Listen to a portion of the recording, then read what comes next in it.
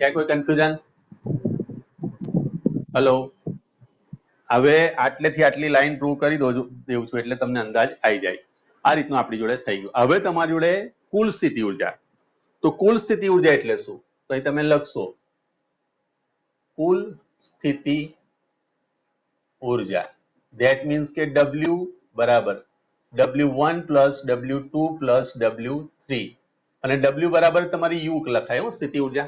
W બરાબર તમે U લખી શકો છો બરાબર, અને હું U લખી શકું W બરાબર જે કાર્ય કરીએ તો W1 તો તમારી જોડે પહેલા પેલું 0 હતું આગળ જ, તો અહીંયા તમે લખશો therefore U બરાબર 0 પ્લસ W2 તો W2 બરાબર શું લખાશે તો K Q1 Q2 upon R12 plus W3 તો અહીંયા આગળ આવશે તમારી જોડે K Q1 Q3 upon R13 plus K Q2 Q3 upon R23.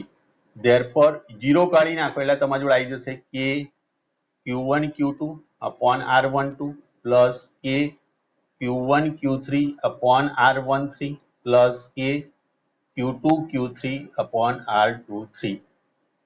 Clear? આ તમારી સ્થિતિ ઉર્જાનું સૂત્ર થયું જે 3 વિદ્યુતભારોના તંત્રનું છે. બોલો કોઈ ડાઉટ આમાં? કોઈ કન્ફ્યુઝન? ઓકે ચલો, તમને 2 માટે પૂછે ત્યારે આટલે સુધી લખીને એને 0 કરીને લાવી દેવાનું છે, પછી ત્રીજા વિદ્યુતભારની કોઈ ચર્ચા નહીં કરવાની. પણ જ્યારે તમને 3 વિદ્યુતભાર માટે કે તો તમારે આટલું બધું કમ્પ્લેક્સ એને સાબિત કરવાનું છે. બોલો કોઈ કન્ફ્યુઝન છે આમાં? કોઈ ડાઉટ છે? તો ચલો આગળ જઈએ. આવે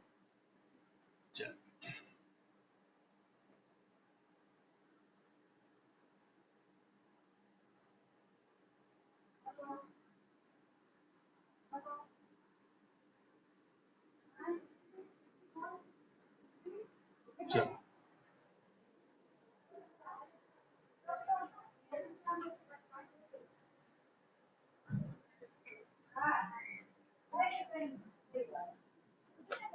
ચલો આપણે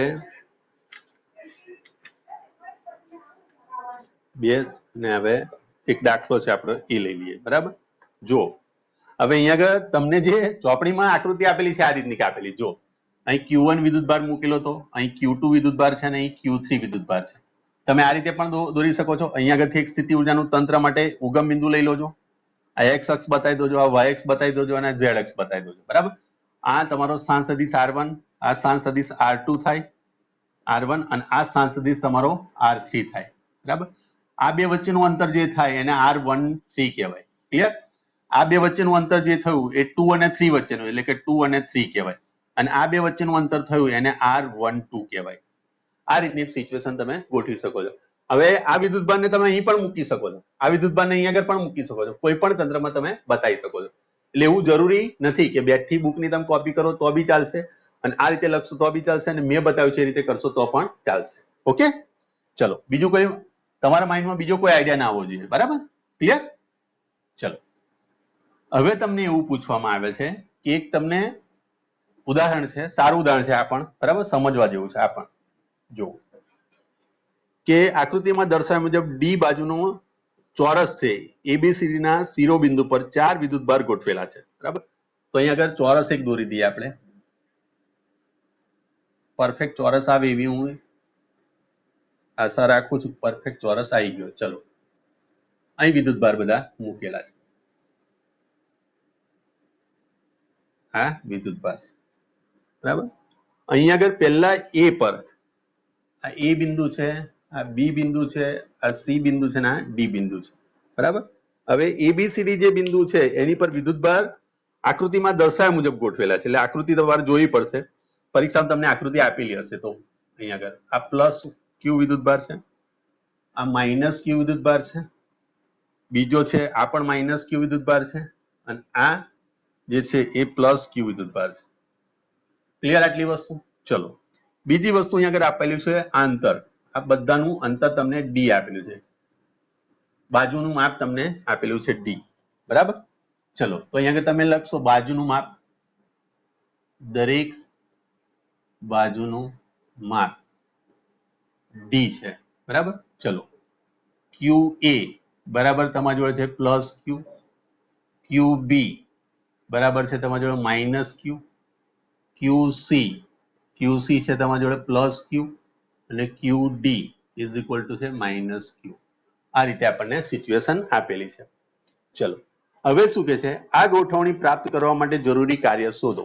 તો અહીંયા આગળ તમને કીધું છે કે જરૂરી કાર્ય, આ ગોઠવણી પ્રાપ્ત કરવા માટે જરૂરી કાર્ય. હવે મને કોઈ કહેશે કે આ કાર્ય એટલે શું શોધવાનું આપણને કહે છે? આ એક પ્રકારની આપણે તંત્રની શું કહે છે, સ્થિતિ ઉર્જા શોધો. શું શોધવાનું કહે છે? તંત્રની શું શોધવાની છે આપણે? સ્થિતિ ઉર્જા. આગળ જ આપણે થિયરી હમણાં કરી ગયા, યાદ આવી થિયરી? હલો, ખ્યાલ આવ્યો કે નહીં? ઓકે ચલો, આ થોડો વિદ્યુત ભાર નીચે જાય છે આમ, બરાબર. અને પાછું આ ઓબ્જેક્શન થાય કે સાહેબ તો આકૃતિ બરોબર નહીં દોરતા.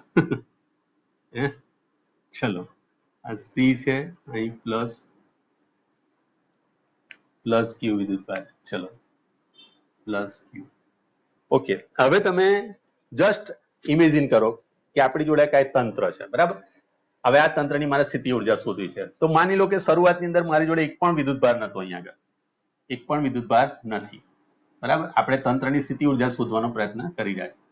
ચલો ક્લિયર આટલી વસ્તુ? અહીંયા આગળ કોઈ પણ વિદ્યુત ભાર નથી, આ બધા ડોટ મૂકેલા છે, કોઈ જગ્યાએ વિદ્યુત ભાર છે નહીં.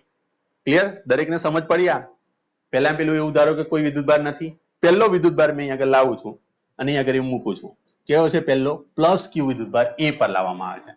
અહીં પ્લસ ક્યુ વિદ્યુત ભાર ને ક્યાંથી લાયા આપણે? તો ઇન્ફાઇનાઇટ અંતરેથી લાયેલા છે, બરાબર. ઇન્ફાઇનાઇટ અંતરેથી લાયેલા છે એટલે એની પર થયેલું કાર્ય પણ આપણે શૂન્ય જ માનીએ છીએ, યાદ રાખી દેજો. એટલે ઇન્ફાઇનાઇટ અંતરની કોઈ વધારે મગજમારી ના કરશો, ભાઈ એ તો એ જગ્યાએ તો શૂન્ય થાય. V of infinite is equal to 0 ધારીને આપણે ચાલેલું છે. કોઈ પણ સ્થિતિ ઉર્જાનું તમે ચેપ્ટર ઉઠાવશો, બરાબર, વિદ્યુત સ્થિતિમાનનું, તો પણ ઇન્ફાઇનાઇટ અંતરે શૂન્ય થાય. એટલે આપણે અહીંયા આગળ લાવીએ છીએ. અહીંયા આગળ લાવીએ ત્યારે એની પર થતું કાર્ય પહેલું W1 અથવા તો WA બરાબર શું થાય? બોલો, અહીં હું લખું છું. હા, જ્યારે QA બરાબર પ્લસ ક્યુ વિદ્યુત ભારને ઇન્ફાઇનાઇટ અંતરેથી એ બિંદુ પર લાવવામાં આવે ત્યારે તેનો વિરોધ કરતું કોઈ પણ ક્ષેત્ર હાજર, એટલે કે વિદ્યુત ક્ષેત્ર હાજર નથી. એટલે કે વિદ્યુત બળ નથી, વિદ્યુત બળ F ઇઝ ઇક્વલ ટુ 0 છે, માટે WA is equal to 0. Equation number 1 આપો. કોઈ ડાઉટ આની અંદર? કોઈને કન્ફ્યુઝન? Hello, okay. હવે તમે એવું વિચારી લો કે અહીંયા આગળ કાર્ય તો એનું શૂન્ય થઈ ગયું, પણ હવે અહીં વિદ્યુત ભાર આવી ગયો. આ વિદ્યુત ભાર આવી ગયો એટલે આની આજુબાજુ શું ઉત્પન્ન કરશે? વિદ્યુત ક્ષેત્ર ઉત્પન્ન કરશે. અને એ વિદ્યુત ક્ષેત્ર ઉત્પન્ન કરશે એટલે એને અનુરૂપ અહીંયા આગળ વિદ્યુત સ્થિતિમાન તમને જોવા મળશે. દાખલા તરીકે અહીંયા આગળ આની અસર અહીંયા આગળ પણ આવવાની, આની અસર અહીંયા આગળ પણ આવવાની, આની અસર અહીંયા આગળ પણ આવવાની. તો જ્યારે તમે કોઈ પણ વિદ્યુત ભાર બીજાને અહીંયા આગળ લાવશો તો આની અસર હેઠળ એને કાર્ય કરવું પડશે. કોને? બીજા વિદ્યુત ભાર માટે. ખ્યાલ આવે? ક્લિયર? ઓકે. માની લો કે માનવ એકલો જ છે ક્લાસની અંદર, એક જ વિદ્યાર્થી છે 12મા ની અંદર, તો એની જોડે કોઈ કોમ્પિટિશન જ નથી. પણ માનવની જોડે મિતુલ આવે, એડમિશન લઈ લે, તો પછી બે જણા વચ્ચે કોમ્પિટિશન થાય કે ભાઈ આખા ગુજરાતમાં 2 જણા વિદ્યાર્થી છે, માનવ અને મિતુલ. તો સ્વાભાવિક વસ્તુ છે કે એમની વચ્ચે કોમ્પિટિશન થશે. કોઈ ત્રીજો વિદ્યુત ભાર આવે ત્યારે કોમ્પિટિશન થાય. પણ માની લો કે આખા ગુજરાતમાં માનવ એકલો જ આ વર્ષે પરીક્ષા આલવાનો હોય કે ભાઈ 12મા સાયન્સની એક જ વિદ્યાર્થી પરીક્ષા આપે, તો માનવ માટે તો કોઈ કોમ્પિટિશન હોય જ નહીં આ વર્ષે. 35% લઈને આવશે તો એને ગમે ત્યાં એડમિશન મળી જશે. જો કે એવું થવાનું નથી હો માનવ. ચલો, તો સ્વાભાવિક વસ્તુ છે કે એની આજુબાજુ શું થશે? ક્ષેત્ર ક્રિએટ થશે. તો અહીં આગળ તમે કહેશો પણ આ QA વિદ્યુત ભારને લીધે બી બિંદુ પર બી, સી અને ડી પાસે તેની અસર ને લીધે V of B, V of C અને V of D મળે છે. ક્લિયર? હવે જો V of B તમે શોધવા જાઓ તો આ અંતર તમારી જોડે હોય તો આ અંતર શોધવા જાઓ એટલે V of B બરાબર શું લખાય? KQ upon D લખાય. આ અંતર શોધવા જાઓ તો કેટલું થાય અંતર? આ D છે, આ પણ D છે, આ 90 ડિગ્રી થયો. તો આ પાયથાગોરસના નિયમ પ્રમાણે શું થશે? D square plus D square 2D square આવે. 10મા ધોરણ વાળું પાછું યાદ રાખવું પડશે હો ભાઈ. તમે પાછા એવું વિચારશો નહીં કે આપણે 12મા ધોરણમાં આવી ગયા એટલે 9મા 10માનું બધું ભૂલી જાય નહીં ચાલે. બરાબર? તો આ 2D સ્ક્વેર આવે અને એનું તમે રૂટ કાઢી લો એટલે અંડર રૂટ 2D થાય. તો આની માટે જ્યારે તમે સૂત્ર શોધશો તો KQ under route D 2D આ રીતનું સૂત્ર થશે. આની માટે પણ એટલું જ થશે. તો આ રીતે 3 જગ્યાએ એની અસર વર્તાવાની છે. ક્લિયર? હવે તમે એક બીજો વિદ્યુત ભાર લાવો છો. હવે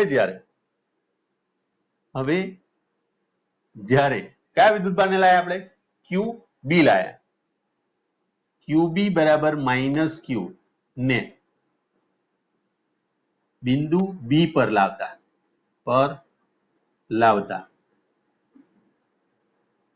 થતું કાર્ય WB બરાબર કયો વિદ્યુત ભાર લેવાનો? QB ગુણ્યા એ બિંદુ પરના વિદ્યુત ભાર QA બરાબર પ્લસ Q ને લીધે મળતું વિદ્યુત સ્થિતિમાન જેને હું કહું છું V of A. ક્લિયર આટલી વસ્તુ? V of B એટલે કે Q1 ને કારણે. બરાબર? Q1 ને કારણે. તો અહીંયા આગળ તમે લખશો WB બરાબર માઇનસ Q ગુણ્યા એ આને કારણે વિદ્યુત સ્થિતિમાન કેટલું ઉત્પન્ન થશે? તો KQ upon D. એ તમારો જવાબ આવશે minus KQ square upon D. આને ઇક્વેશન નંબર આપી દો 2. ચલો, કોઈ કન્ફ્યુઝન આમાં? કોઈ ડાઉટ?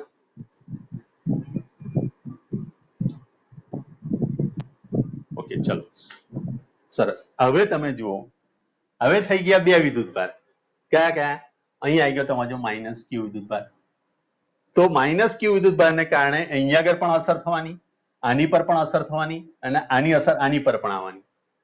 બરાબર? આના બંનેના ક્ષેત્ર આવવાના. તો બંનેના ક્ષેત્રને કારણે બંને માટેના વિદ્યુત સ્થિતિમાન પણ ક્રિએટ થવાના અને વિદ્યુત સ્થિતિમાનની અસર હેઠળ તમે હવે જે ત્રીજો વિદ્યુત ભાર લાવશો એના વડે થશે કાર્ય. બરાબર? તો તમારે એના વિરુદ્ધ કાર્ય કરવું પડશે.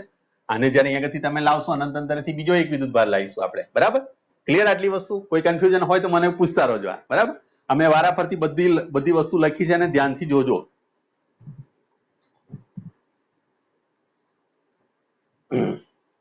ચલો, હવે C બિંદુ પર કોને લાવીએ છીએ આપણે? કયો વિદ્યુત ભાર લાવ્યા છે આપણે? તો પ્લસ Q. હવે QC બરાબર પ્લસ Q વિદ્યુત ભાર ને C બિંદુએ લાવતા થતું કાર્ય જેને આપણે WC વડે દર્શાવીએ. તો WC બરાબર લખાય QC ગુણ્યા કયા વિદ્યુત ભાર થઈ ગયા? હવે A અને B વડે. A અને B પરના વિદ્યુત ભારો ને લીધે C પર મળતું વિદ્યુત સ્થિતિમાન. હવે તમને થોડોક ડાઉટ જતો હશે કે Q into V શા માટે કર્યું? તો યાદ કરો તમારી વ્યાખ્યા. V બરાબર W upon Q હતું. તો W બરાબર લખાય Q into V. આ સૂત્ર પ્રમાણે આપણે ચાલીએ છીએ. Q એમનો એમ આવ્યો અને વિદ્યુત સ્થિતિમાન. તો વિદ્યુત સ્થિતિમાન કોને કારણે? તો VAC પ્લસ VBC. બરાબર? આ બંનેનું આપણે સમેશન લેવાનું. બરાબર? ચલો, તો અહીંયા આગળ લખીશું આપણે QC. ચલો, આને કારણે વિદ્યુત સ્થિતિમાન અંતર મેં તમને શોધીને આપ્યું. કેટલું થાય? તો KQ upon under root 2D. આ એ બિંદુને કારણે વિદ્યુત સ્થિતિમાન આવ્યું. ચલો, કોઈ ડાઉટ આમાં? કોઈ કન્ફ્યુઝન?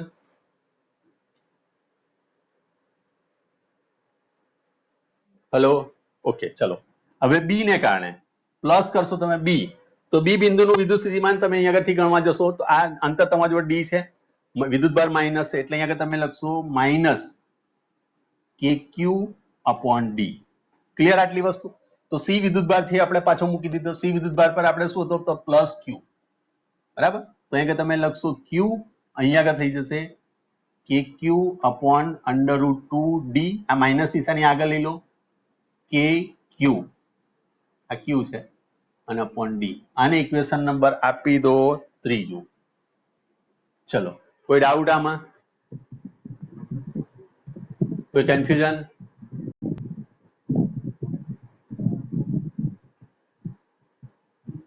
બોલો ચલો હવે તમે લાવો છો કયા વિદ્યુતભારને ડી બિંદુ પર લાવો છો QD ને તો QD એટલે કે માઇનસ q વિદ્યુતભાર ને અહીંયા આગળ લાવો છો બરાબર તો હવે તમે લખશો કે વિદ્યુતભાર QD બરાબર માઇનસ q ને બિંદુ D પર લાવતા થતું કાર્ય WD થયું હવે WD લખો ત્યારે લખશો તમે અહીં આગળ WD ગુણ્યા હવે કોનું કોનું વિદ્યુત સ્થિતિમાન આવે બોલો QD પર અહીંયા આગળ હું લાવું તો એક અસર આની થવાની એક અસર આની થવાની અને એક અસર આની થવાની તો VA VB ની અસર અને VC ની અસર ત્રણે ત્રણની અસર થવાની અહીંયા આગળ હેલો આ બાકીના ત્રણ વિદ્યુતભાર આની પર અસર કરવાના ને તો અહીંયા આગળ તમે લખશો કે D બિંદુ પર બિંદુ D પર QA QB અને QC વિદ્યુતભાર ને લીધે મળતા વિદ્યુત સ્થિતિમાન બરાબર ચલો તો લખીએ છીએ આપણે WD ચલો તો QD એટલે કે માઇનસ Q થવા ચલો આ માઇનસ છે ધ્યાન રાખજો આ માઇનસ તો D બિંદુ પાસે A ને કારણે અહીંયા આગળ શું લખાશે તો KQ upon D plus B ને કારણે તો આ અંતર તમારે એનું એ જ થવાનું આ સામેનું અંતર પણ આટલું જ અંતર થશે ને √2 × D સમય થાય તો મને કહી દો જો વાર છે ને સમય તો ચલો તો અહીંયા આગળ તમારી જોડે માઇનસ વિદ્યુતભાર છે એટલે અહીંયા આગળ હું લખી દઈશ માઇનસ અથવા તો લખો અહીંયા આગળ કૌંસમાં માઇનસ KQ upon શું લખાશે √2D પ્લસ આને કારણે બરાબર તો એ છે તમારી જોડે KQ upon D બોલો કોઈ ડાઉટ આમાં જે મેં સૂત્ર લખ્યું એમાં કોઈને ડાઉટ આમાં આ સૂત્રમાં ચલો therefore W3D is equal to minus Q હવે એક અને એક બે આ બંને તમે જોઈ શકો છો આ બંને પ્લસ હતા માટે હું ડાયરેક્ટ લખી શકું twice KQ upon D minus KQ upon √2 × D આ રીતનું તમારી જોડે આવી ગયું સમીકરણ બોલો કોઈ કન્ફ્યુઝન આવે અને આને ઇક્વેશન આપી દો 4 નંબર ઓકે ચલો હવે મારે અહીં એનું ફાઇનલ ઇક્વેશન જોઈએ છે તો અંતિમ પરિણામ લેવા માટે શું કરવું પડશે આપણે બધા જ વિદ્યુત સ્થિતિમાનોનો શું કરવો પડશે સરવાળો કરવો પડે હેલો તો અહીંયા લખશો તમે કે કુલ કાર્ય બરાબર W બરાબર તમે લખશો W1 plus W2 plus W3 plus WA B C અને D ત્રણે ત્રણ ચારે ચારનું સમેશન ચલો therefore આવી જશે આપણી જોડે W એ તો પહેલા પેલું તો આપણે કાર્ય એની માટે 0 લીધું રેડી ચલો WB બરાબર શું લખશો તો અહીંયા લખશો તમે plus minus KQ² by D લખાશે ક્લિયર ચલો પ્લસ WC આપણી જોડે આ છે તો અહીંયા આગળ લખશો તમે KQ upon અહીંયા આગળ થશે √2D minus KQ upon D ચલો ક્લિયર આટલી વસ્તુ અને છેલ્લું D બરાબર આગળ મેં માઇનસ લઈ લીધું અહીં Q આગળ લખ્યું 2KQ upon D minus KQ upon √2D ચલો આ તમારું છેલ્લું કાર્ય આવ્યું બોલો કોને ડાઉટ આટલે સુધી લખશો તો પણ તમારો જવાબ સાચો છે. બરાબર, ચલો કોઈ કન્ફ્યુઝન નથી અને તમારો ટાઈમ થઈ ગયો છે માટે આપણે આનું જે એક્સપ્લેનેશન છે કાલે આપીશું. ઓકે, ચલો મળીએ કાલે. બરાબર, આટલે સુધી હું રાખું. બરાબર, ચલો.